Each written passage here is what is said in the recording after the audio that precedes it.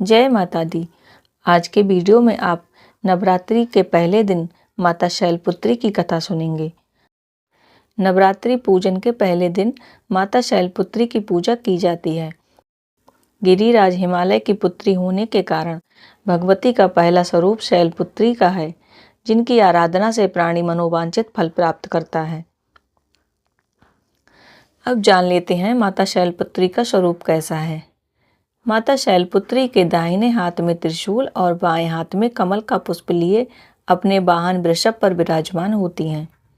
नवरात्र के प्रथम दिन की उपासना में साधक अपने मन को मूलाधार चक्र में स्थित करते हैं। शैलपुत्री का पूजन करने से मूलाधार चक्र जागृत होता है और यहीं से योग साधना आरंभ होती है, जिससे अनेक प्रकार की शक्तियां प्राप्त होती हैं।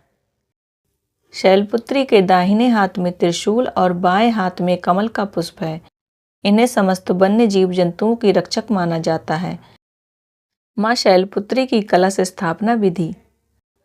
चैत्र शुक्ल की प्रतिपदा को कलश स्थापना के साथ नवरात्रि का पर्व शुरू हो जाता है। मंगल कलश को मंगल मूर्ति गणेश का स्वरूप माना जाता है, अतः सबसे पहले कलश की स्थापना की जाती है। कलश स्थापना के लिए भूमि को शुद्ध किया जाता है। भूमि की शुद्धता के लिए देसी गाय के गोबर और गंगा जल से भूमि को लीपा जाता है। इनकी पूजा में सभी तीर्थों, नदियों, समुद्रों, नवग्रहों, दिक्पालों, दिशाओं, नगर देवता, ग्राम देवता सहित योगिनियों को भी आमंत्रित किया जाता है और कलश में उन्हें विराजने हेतु प्रार्थना सहित उनका आवाहन किया जाता है।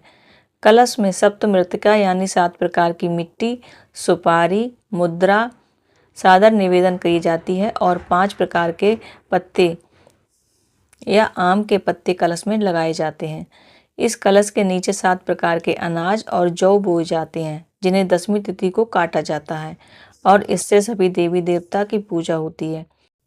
देवी दुर्गा की प्रतिमा पूजा स्थान पर बीच में स्थापित की जाती है और उनकी दोनों तरफ दाईं और बाईं तरफ महालक्ष्मी, गणेश और विजया नामक योगिनी की प्रतिमा रहती है और बाईं ओर कार्तिकेय, देवी महासरस्वती और जया नामक योगिनी रहती है तथा भगवान भोलेनाथ की भी पूजा की जाती है।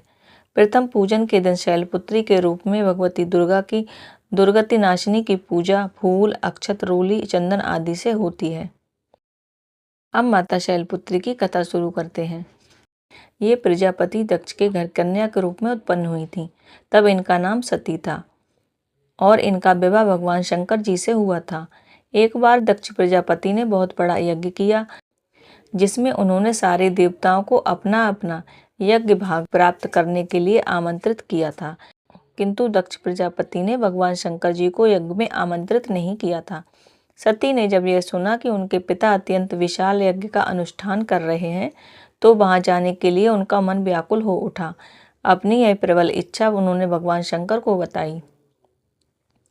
सारी बातों पर विचार करने के बाद उन्होंने कहा कि दक्ष प्रजापति किसी कारणवश हमसे रुष्ट हैं। अपने यज्ञ में उन्होंने सारे देवताओं को आमंत्रित किया है, उनके यज्ञ भाग भी उन्हें समर्पित किए हैं, किंतु जानबूझकर हमें नहीं बुलाया है। ऐसी स्थिति में तुम्हारा जाना किसी भी प्रकार से सही नहीं है। शंकर जी के इस उपदेश से सती को कोई ज्ञान नहीं हुआ और पिता का यज्ञ देखने के लिए और अपनी माँ और बहनों से मिलने के लिए वह वहां जाने के लिए तैयार हो गई।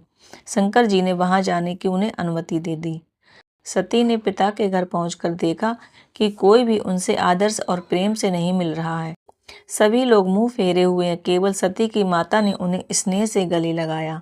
बहनों की बातों में व्यंग और उपहास के भाव भरे हुए थे। परिजनों के इस व्यवहार से सती के मन में बहुत क्लेश पहुंचा।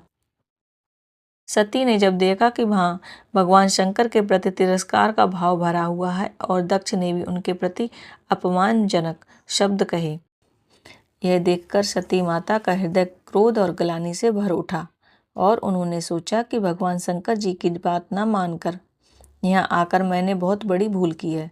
सती अपने पति भगवान शंकर जी का अपमान नहीं सह सकी और उन्होंने अपने उस रूप को योग अग्नि में भस्म कर दिया। वज्रपात के समान इस दुखद समाचार को सुनकर भगवान शंकर जी अति क्रुद्ध हुए और अपने गणों को भेजकर दक्ष के यज्ञ का पूर्णतः विध्वंस करा दिया। सती ने योग अग्नि द्वारा अपने उस शरीर को भस्म करके अगले जन्म में शैलराज हिमालय की पुत्री के रूप में जन्म लिया। इस बार वे शैलपुत्री माँ के नाम से विख्यात हुई। पार्वती, हेमवती भी उन्हीं के नाम हैं। उपनिषद की कथाओं के अनुसार इन्हीं ने हेमवती स्वरूप से देवताओं का गर्व भंजन किया था।